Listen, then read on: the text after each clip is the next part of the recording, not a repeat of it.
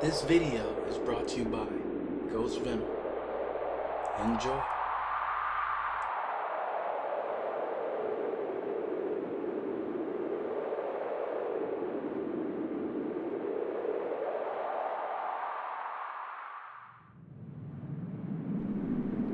The thought of being kidnapped is shocking to anyone, whether fact or fiction. Be careful and watch yourself, always. Even the unexpected can happen to you. If you like this story, be sure to come back and check out my channel. Now, let's start.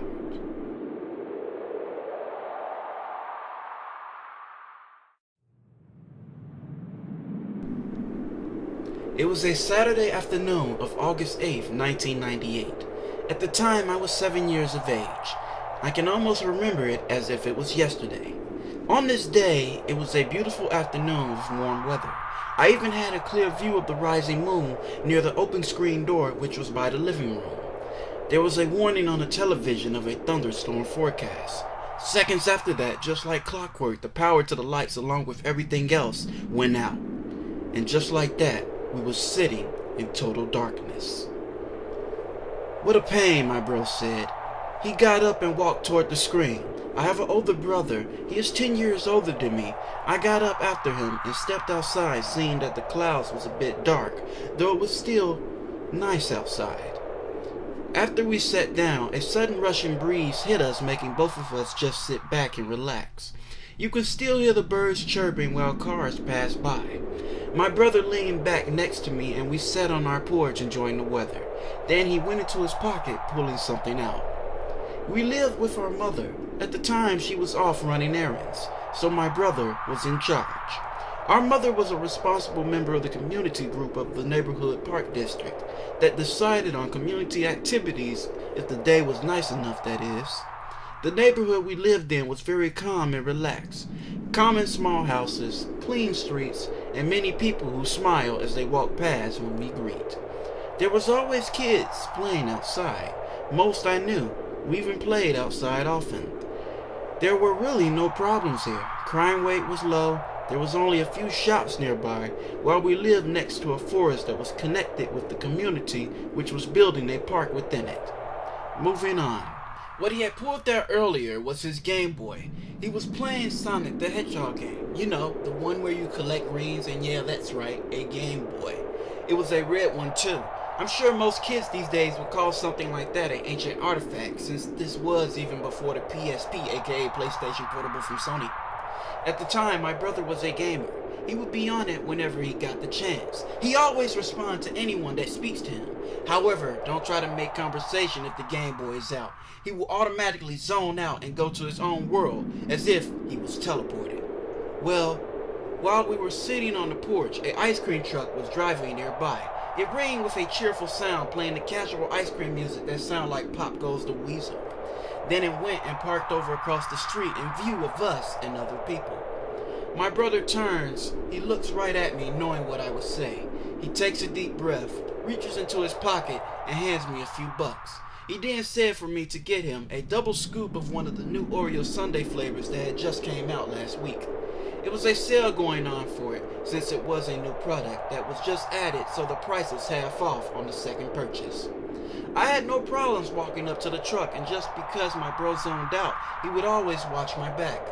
I stood up, took a jump down the steps, since it was only 2, and went forward. As I walked over toward the ice cream truck, I stopped and went into a complete halt, seeing a few other adults that was walking over nearby. I was the 4th person to arrive there. A man that was standing in front of me turned, looked down, and saw me. His eyes were glued to me as if he was staring me down. The intense stare went on for 3 seconds until he spoke. "You dropped something, kid." I looked down and saw one of the singles my brother gave me was on the ground. He then smiled and scooted out of the way so I can pick it up, then walked off since the ice cream man handed him his cone. He leans his hands up and waves. "Take care." As he leaves, I walk forward with the money in my hand. I looked down on the ground, making sure I did not drop anything else. I only took a few seconds so I would not hold up the line, though when I turned around, no one was in front of me. The ice cream man looked at me with a smile. "Hey there, what would you like to order, young man?" I looked up at the menu, seeing the new Oreo flavor, and simply said, give me that. He looks at me, then nods. How many scoops, and would you like some toppings? I stood there for a moment thinking. While standing there, I noticed a red sedan, an earlier model, maybe from 1993, was driving up and getting close to the ice cream truck. Since the streets was a bit small and most parking spots was full, the person in the sedan had to wait. So with me now realizing that, I quickly ordered 2 double scoops, one for me and my brother. The man looked down at me, noticing I am missing a few bills, and shakes his head, saying I can only get one. I stood there, then turned back to my brother. That's when my brother signed, stood up, jumped down the stairs, and walked toward me. When he got there, he took out a few extra singles and paid the ice cream man. Afterwards, my brother then took his free hand and grabbed my head, messing up my hair. Nice try, kid. Then just before we could walk back over toward the house, the red sedan pulled up a bit since the ice cream truck was now moving. Then that's when it happened. The red sedan windows began to roll down. That was odd. I just thought that maybe the man needed some breeze. It was a perfect day after all, so I did not pay mind to it. That's when it happened. The ice cream truck pulled off slowly but had to stop due to traffic. The red sedan pulled up where we were in full view of the rear of the driver's side. The man was an older fellow. He looked to us and spoke. Hey kids, how's the ice cream? I simply thought it was just a man asking, since it was quite an unexpected event and the ice cream truck was still nearby while we held it in our hands. So I spoke back to him. It is good, sir, a new flavor after all. The man's eyes grew bigger while his mouth showed a grin. He sticks his tongue out and licks his lips in a sloppy way as if he was about to slide. Oh, it looks delicious. The man then faked a laugh that sounded more like he was coughing in an eerie type of way. It creeped me and my brother out. My brother then leans his hand down and grabbed my hand. He then turns and looked at the man. Yeah, that's all he said. But to be honest, I did not really have any type of words to say anyway. After the man started to slur, so it felt like he was trying to make small talk, but with how the conversation started, I think it was more awkward and uncomfortable than anything else. It was strange because the man was still smiling. I leaned over a bit and looked inside his car.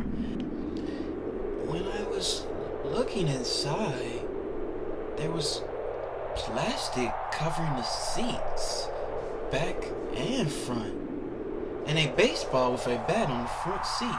Only thing I could think of was, is this guy some kind of clean freak? And I guess he just came from the park, maybe? However, the next thing he spoke made my brother and me back up. So, would you kids like to come, play with me? He then picked up the bat and moved it in the back seat. Hop in, we can play, baseball around the corner. The vibe was just too weird to describe. I mean, couldn't we just walk there and meet up with him? Not that I wanted to, since the whole situation did not feel right anyway. The ice cream man was getting ready to drive off. My brother stood there looking at the man inside the red sedan. I could not really describe it. He looks at it so strangely. So odd, but hostile. At the same time, the ice cream truck had just pulled off. The red sedan was still sitting there.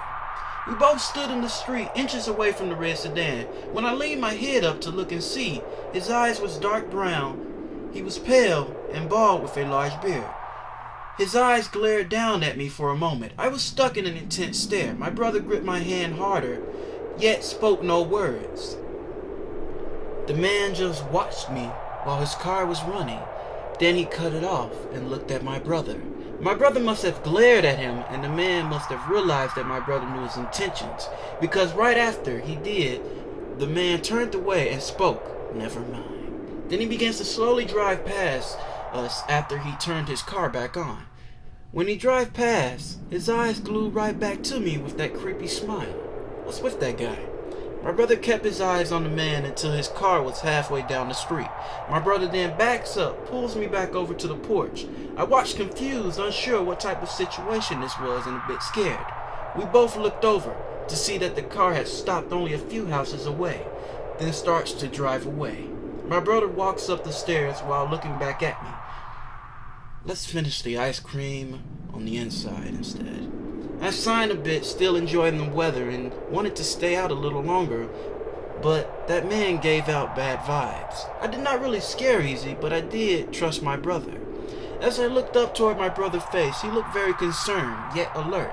I knew that look well. It was the look he had once when he protected me 2 years back. Going back 2 years. When I was even younger, and I admit more stupid, I'd venture out on my own. It was a day like this, nice weather, and me being myself rushing out too quickly.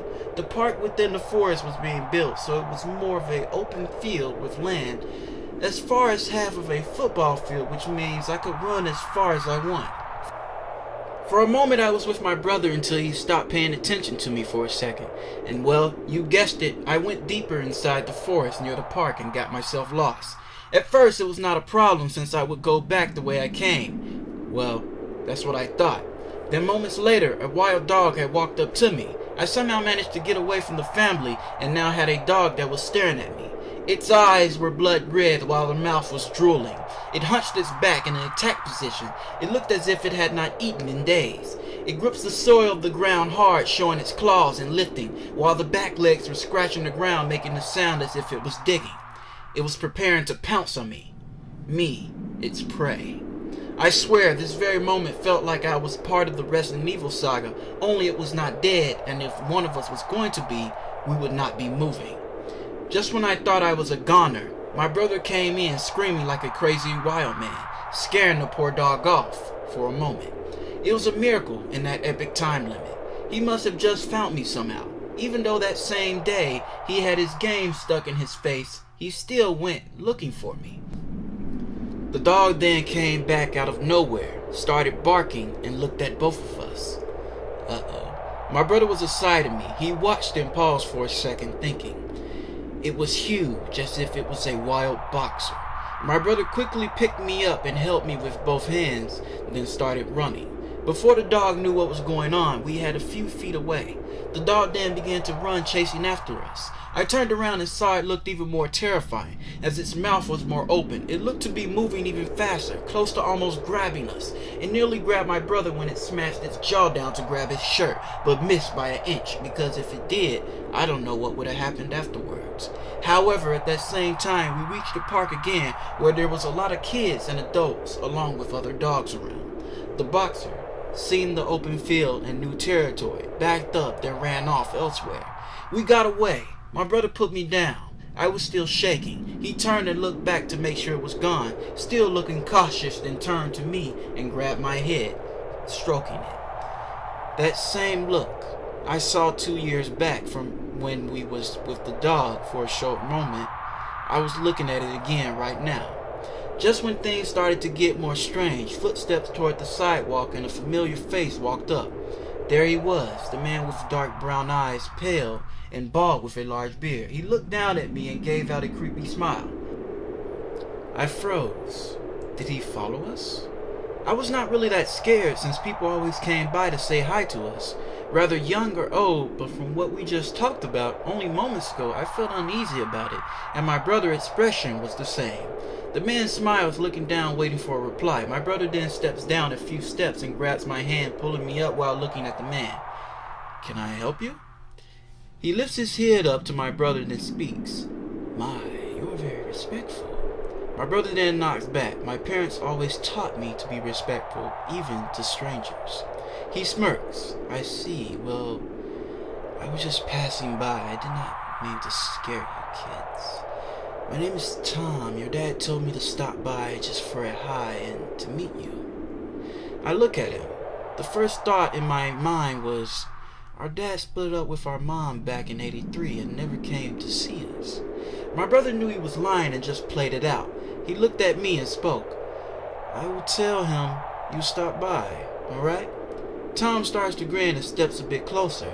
So, he's not here? My brother froze a second, seeing the conversation quickly turned into a dire situation that became very hostile. He begins trying to think while looking back at him. Then I looked down and focused my eyes on the man's hand, seeing he brought the bat and not the ball. My brother looks down, tries to pretend he don't see it, but the man just held it out as if he was showing it off. He's asleep, but but we'll tell him you came over." My brother could barely speak that out. It looked as if he was losing his cool.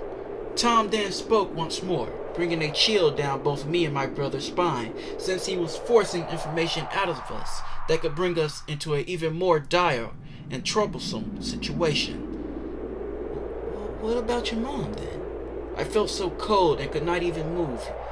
He now knew that our dad was not here and was asking about Mom. I could see nothing positive coming out of this and just wanted to tell the man to leave, go, but the words were stuck in my brain. I did not have the courage, and fear was slowly creeping down my spine until I felt a hard jerk on my shoulder which made me jump. Until I realized it was my brother pulling me closer. I had dropped my ice cream when he jerked me. My brother seemed to have still held his. I was a bit upset about that, however the situation overlapped it. He begins to open the door while I was being pushed inside. It's getting late, sorry, but we must go." Tom smiles as my brother slams the door and locks it. While looking out the door window, seeing he was still standing there holding that bat as if he was about to hit someone. My brother then looks down at me and spoke.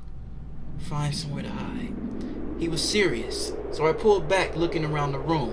Our house was all in one floor and along with a small basement, while the ground floor was kitchen, living room, bathroom, and 2 bedrooms. I started to run toward my room before I went, and I heard my brother whisper to himself, He isn't there." As I ran off, I learned one thing I wish I could regret.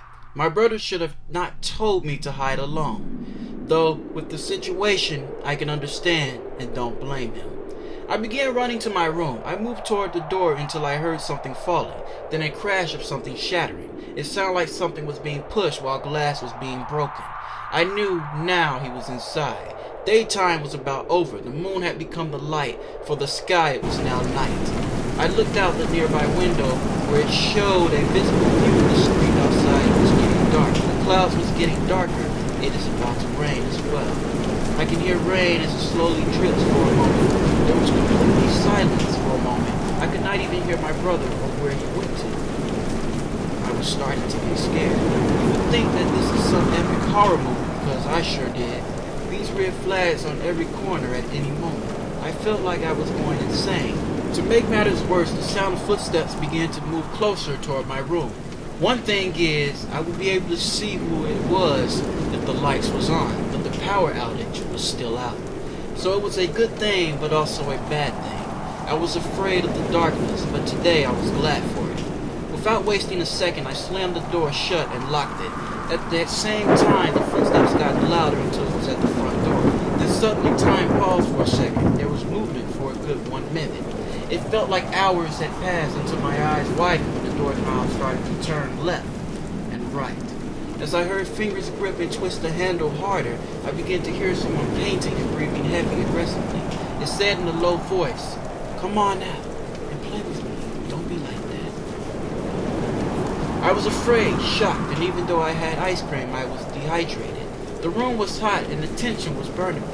Tom was just a step away from me, with only a wooden door blocking our path. I began to sweat bullets while just standing there, as I just waited for whatever fate that might come my way. My brother was nowhere to be seen, and I had no idea where he went. Tom begins to get furious. He starts to bang and yell at the door. I said come out. I was breathing hard and could not control myself. I felt like I was going to fall and pass out, though I kept my eyes glued to the knob as it twisted and turned harder while the door moves rapidly. As it gets banged on with some type of hard object, I could only guess it was the bat he was dragging earlier. I wanted to cry, but the shock had me frozen to even say anything. All I could do was just stand there. The banging then suddenly stopped.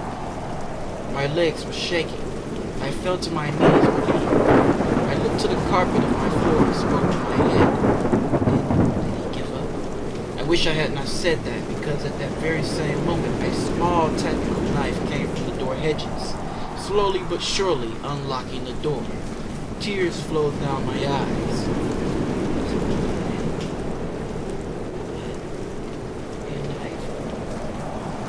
It was the only thing I could think of.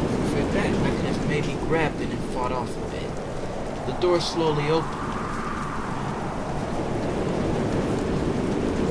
Tom pushed the door open hard. The knife was hanging below his waist. He was smiling with a big grin. That wasn't too hard, was it? He looked down at me. I looked at him eye to eye. His eyes were staring me down with a creepy grin that showed rotten teeth.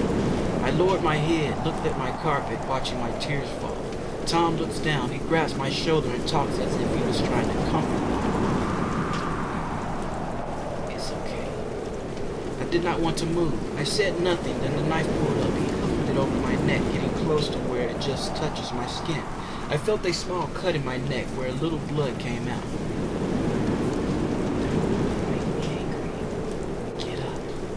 I was still frozen. He looked at me with disappointment and anger. And suddenly Tom grabbed my wrist. He takes the knife and makes a long cut within my skin. I gripped my wrist in pain while I started to scream. The blade went into a straight line, sliding through my flesh like it was a slice of bread, until blood started to drip out from between the lines. Tom stops and then pulled it up. He curves it and slides it twice, left and right, making tears fall down my arms more as I scream more. He marked my arm. It was the letter T. I felt numb, and the very pain made me dizzy. My vision was getting blurry, and the blood from my arm was dripping on the floor, making a small puddle. I felt each drop as it stung from the pain. I could not move. For a moment, all I could hear was raindrops. Drip, drop. The world felt slow, as if time was barely moving. I could no longer scream. I was silent, sitting. I turned and looked up, hearing the rain, while blood dropped and dripped from his knife. I said, get up. Would you like me to do something else? He spoke again, which had brought me back to the real world. I shook my head while holding my arm as my blood leaped to the floor. He stood up and grabbed my head, pulling me to his height.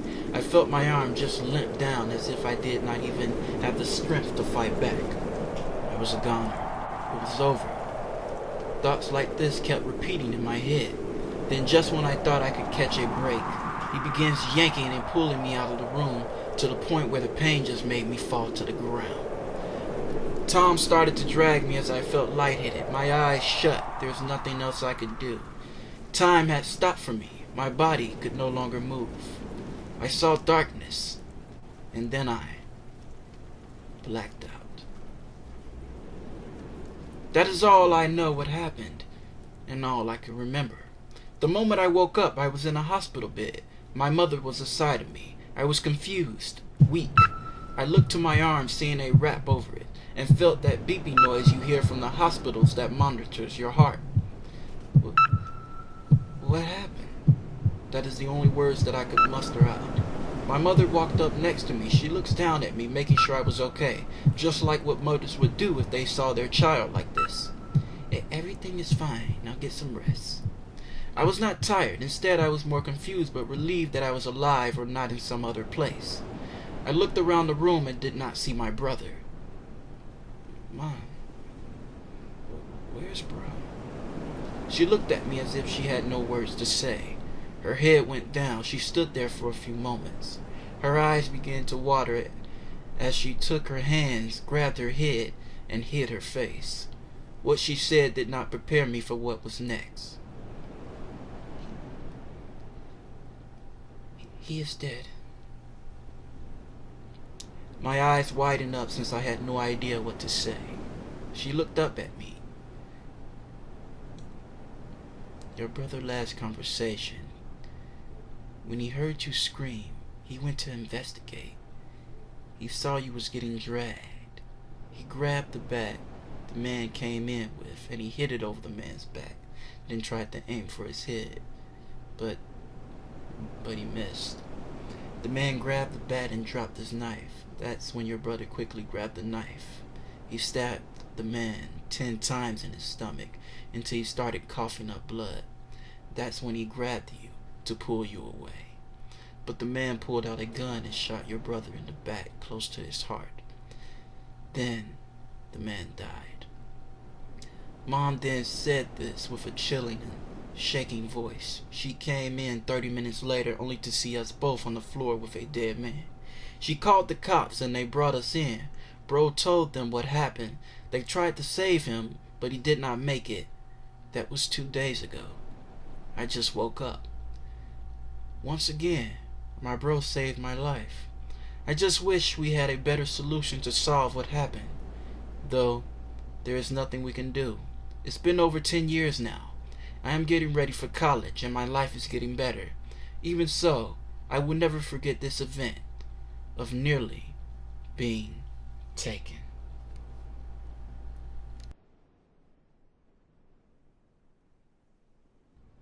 Don't forget to like, share, comment, and check out my other videos.